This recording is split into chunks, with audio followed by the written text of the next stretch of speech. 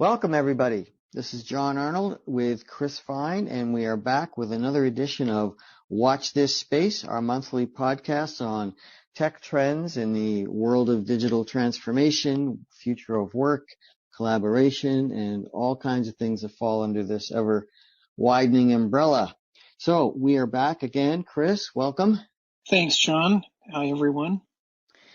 Yeah, we're happy to have everyone listening to us for another edition, and we keep fine-tuning things as we go. We're finally getting into a nice production groove here with our monthly podcast, and never a shortage of things to talk about, that's for sure.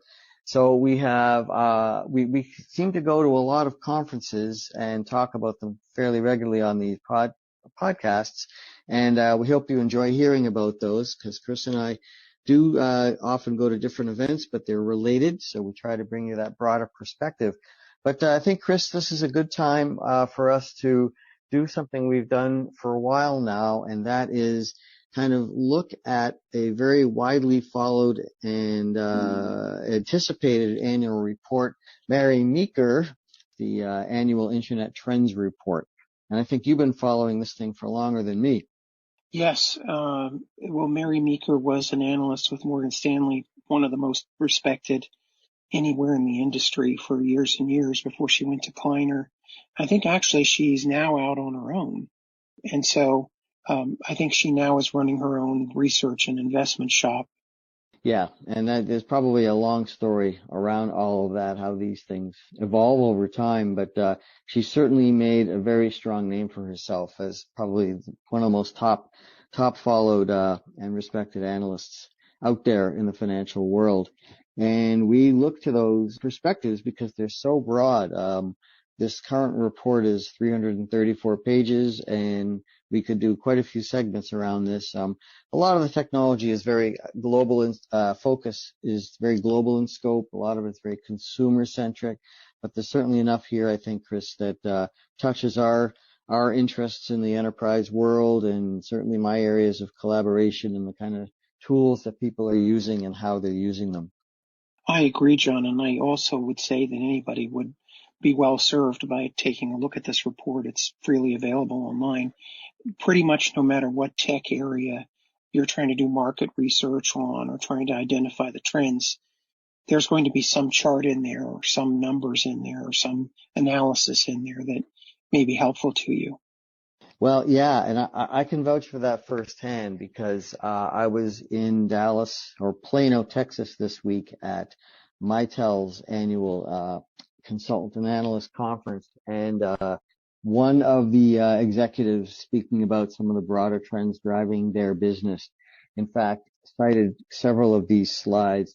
So they were familiar to me. I don't know how many of my other colleagues look at the Mary Meeker stuff, but I was nodding my head. I kind of could tell where he was getting his data from, and I could see, I could almost anticipate what slides he was going to use in sequence, because I've seen quite a bit of this already, and I'm glad he was sharing it with the audience, because I think these broader trends do create a baseline for a lot of the things that, certainly the vendors in our space have to look at, and the buyers have to be considering. Agreed. And, if you look at it overall, it was particularly interesting this year.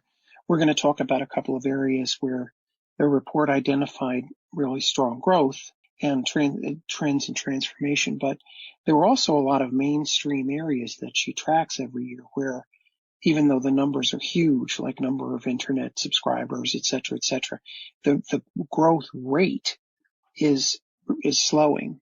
And that's partly the law of large numbers, but interesting nevertheless. Oh, yeah, I agree. Saturation of mobile devices and internet penetration, et cetera. And I do like how some of her other data points, harkens to similar trends with other mainstream things like home appliances, television sets, landline phones, all of which are, getting up there towards 100%, penetration in American homes. But of course, the big difference is the length of time it took to get there. And so I think the main issue, and this came up also at the Mitel event, by the way, one of the takeaway lines from their CEO, Rich McBee, was that speed is the new currency. And that's totally in sync here with what Mary Meeker's data would show. And it's widely known too that obviously things happen a lot faster in the digital world, where the take up of these things, just look at any of the social media applications. It's just a couple of years until they are able to saturate a marketplace. And that's just, would have taken decades or many decades for other consumer household gadgets and services, etc. Well, I think the time and cost to market and cost of distribution and all of those things has really dropped, and that's related to, I think, some of the specific trends you wanted to talk about. Yeah. So one of the things that really caught my attention from that report is a section on what we all know about as the freemium model.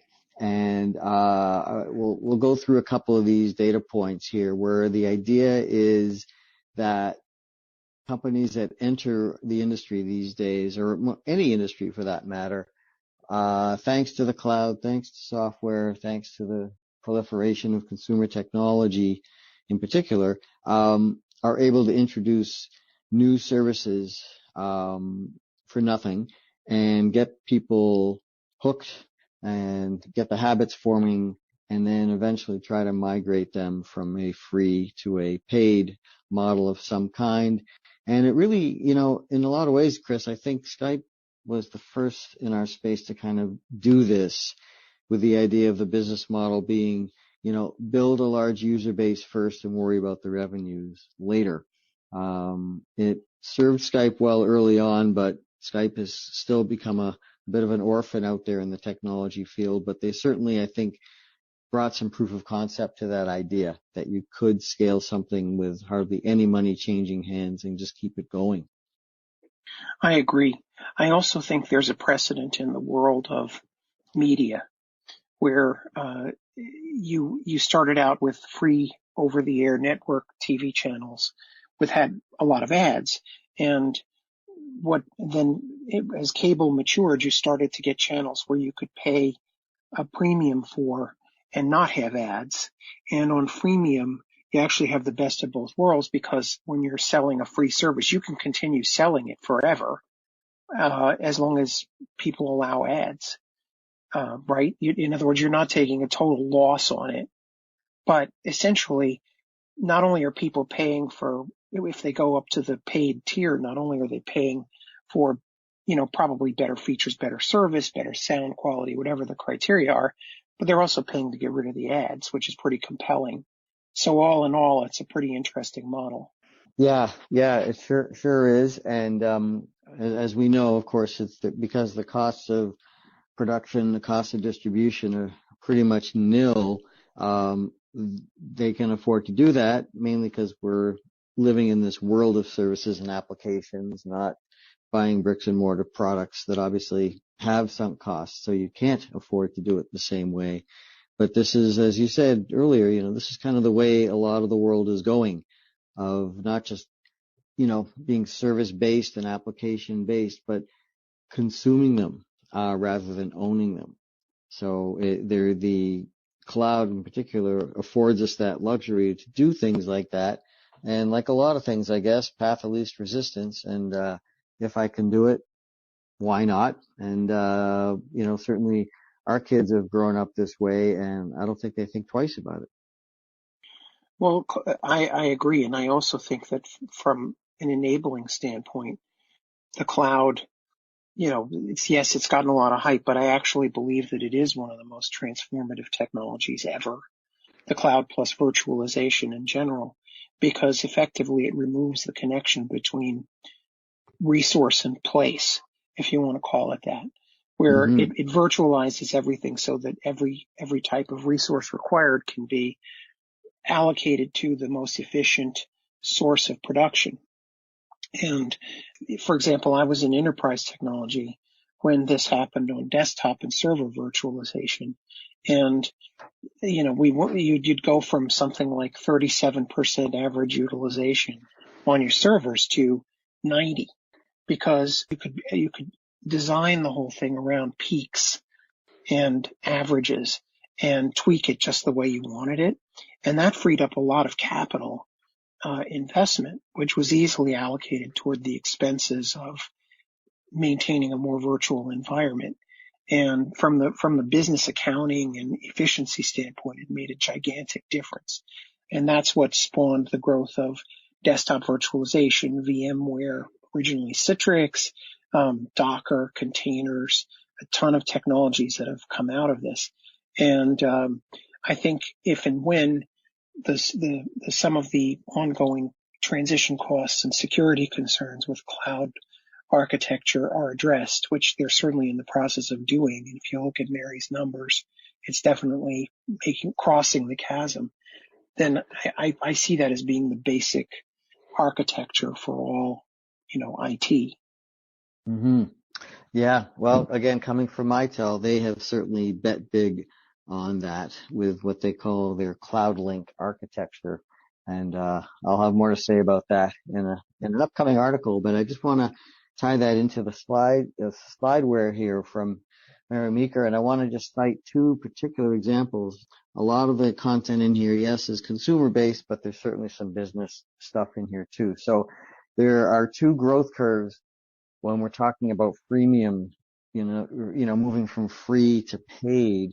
So there's some data points here citing for both Google G Suite and Zoom. And these are very core areas, certainly to my coverage and collaboration.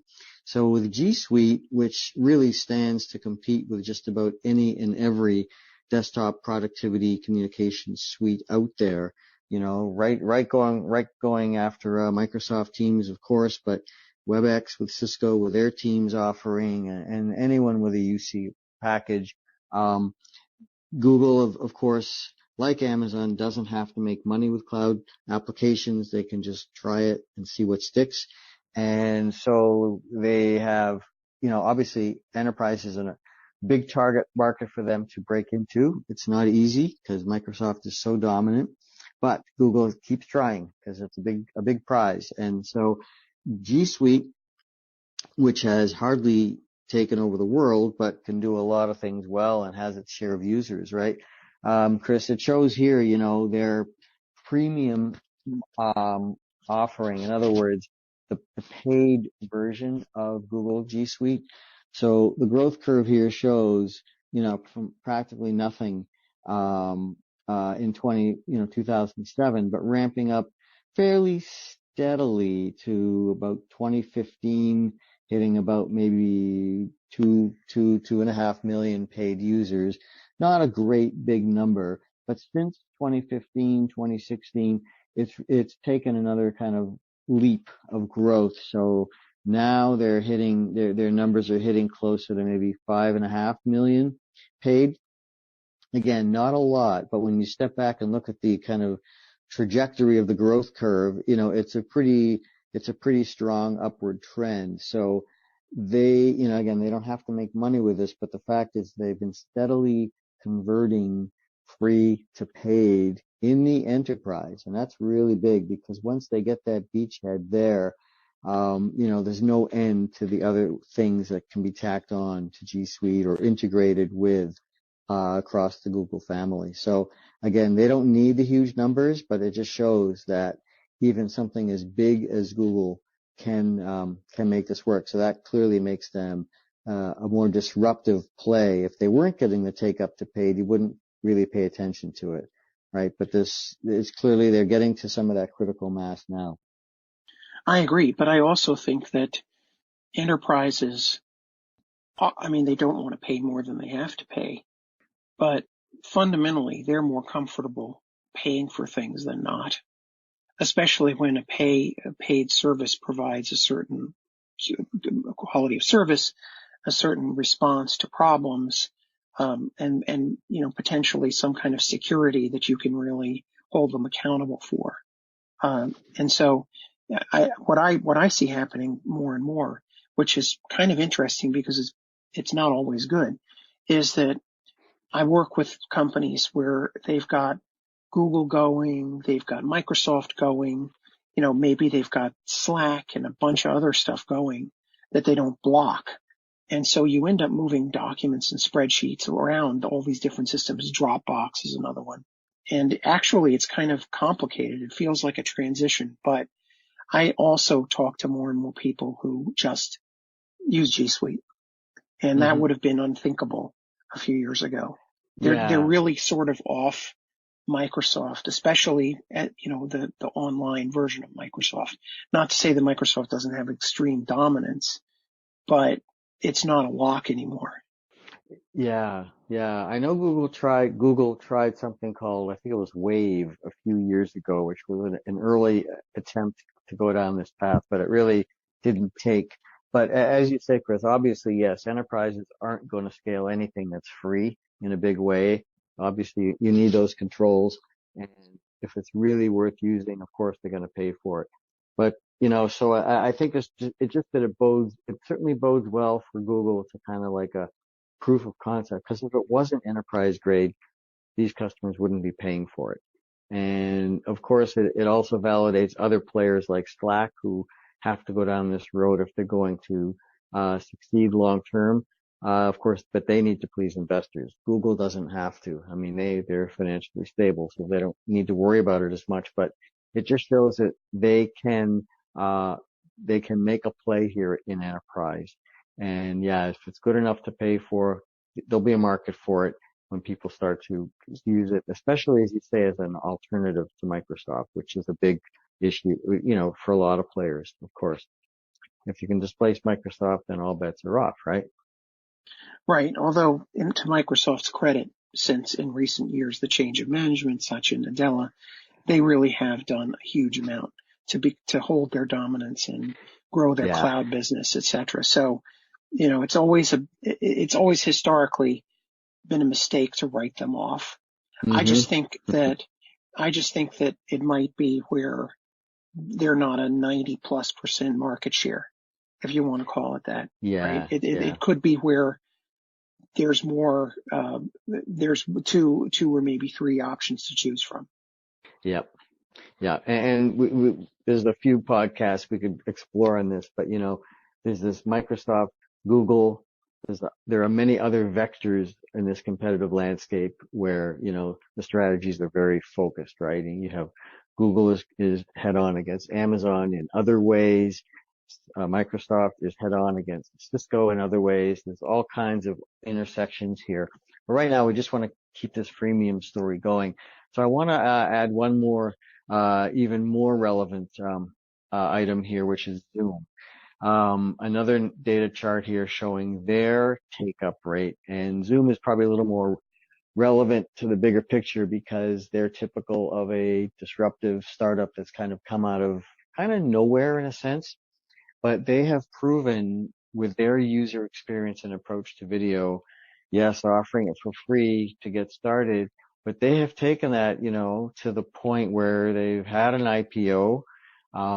They have added voice, to their offering now. And if that takes off, then they could certainly add other pieces to become more of a complete UC play as opposed to a point solution that just does video. But they've done enough of things right to get to this point, and the data here again shows a similar growth curve as the Google G Suite, but in a much shorter period of time. So they've gone from in 2018 from a very modest amount, maybe 60, 70,000 paid enterprise users, up to more like looks like about more over 250 going into next year. Again, not huge numbers, but it just clearly shows the growth curve of more and more people migrating to a paid model. And that's what the investors want to see, that there is some kind of a lifeline or a timeline here where the money will just, keep coming in as long as they keep the value proposition strong. Well, Zoom is an interesting company in many ways. They identified a real need, of something easier to use that just did the key things that people wanted to do with UC. I've had a number of clients that have switched over wholesale to Zoom. I mean, they don't necessarily eliminate whatever they had, but there's more and more Zoom, and it's just easy enough to use and reliable enough. it's a bit like Slack was for messaging, but Zoom identified this AV gap, I call it, where there's just everything about conferencing. We've talked about this before, is just way too painful. And there's Mm-hmm. a need for a lightweight, really easy to use conferencing app that you can use anywhere and just kind of works pretty intuitively, just more engineering around design. And that's what they are. And so, I feel pretty optimistic about them in terms of prospects, and you can see it from the numbers. Mm-hmm. Yeah. Yeah. So I want to transition that, Chris, to kind of the cloud story itself, because that's what enables these new entries like Zoom, like Slack, to come into the market free, get the traction, get the loyalty, etc. And as you say, bring a better, easier experience, which is really the starting point. And it also speaks to, as we see with all the consumer offerings, the take up of these is very much, right? It's very user driven, right? It's not IT driven. IT isn't the one pushing these free platforms. It's the end users discovering them on their own, accessing them on their own, and that creates all kinds of headaches for IT, of course. But the fact is, the end users are the ones who, they're doing the work. And if they find that these applications meet the need, then you know what? IT has no choice but to try to lock it down and pay for it and make sure it works consistently across the organization. True. But I also think that, if IT thinks looking forward, the thing to do is to have a strategy and a roadmap and an analytical framework and a set of criteria and, a consistent set of policies so that you're not the enemy of the user. You're trying to Mm-hmm. make the best things happen without just randomly allowing everything. Because at the end of the day, randomly allowing everything is not good for the user either. It's too scattered. Who knows who anybody is, the security. But you also can't just lock everything down all the time. So that's, it's almost like, the ambassador aspect of IT is just growing more and more important, and the ability to make decisions about externally hosted products rather than just deploying things internally. And Yeah. that's a big change for IT, but you're right. And certainly with cloud architectures. But if you look at any new product now that you're likely to see, certainly as a consumer, there is going to be a cloud element to it. And, even if it's hardware, something like Sonos, they're going to be deployed out in the public cloud. That's how that's going Mm-hmm. to work, even if they make hardware. So, all car hardware, audio, video hardware, anything, networking is going to be more and more connected to the cloud. And then if there's no hardware, it's likely to be more and more all cloud based. Yeah, and that kind of brings us to the last two slides I want to touch on here. And geez, we could probably do a few podcasts on the IT side, right? They did not sign up for this, but this is the reality of what their world is becoming now. Yeah, that's a whole other thing. But the cloud story, there are two more slides I want to hit here, and it's really interesting what she's showing here, and that is, first of all, of course, we know the dominance of the three players. I've talked about this a few times before. So one of these slides here shows, the big three would be, obviously Amazon, Google, and Azure with Microsoft, and they've got they're pegging Amazon at around 50% right now of the total global market for cloud services, and Microsoft is bigger. Google is not as big, but growing for Google Cloud.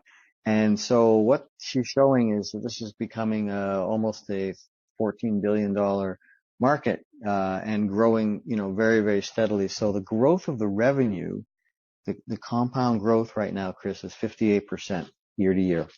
So that's a pretty healthy uptake for cloud revenue. So anything we've talked about so far about freemium model, keep in mind it's based on where the cloud is today. And when you're showing 50% plus annual growth of cloud revenues, this story is just going to keep getting stronger. So one of the things that, building on what I just said, that she shows in another slide here is that cloud is now accounting for 22% of enterprise workloads.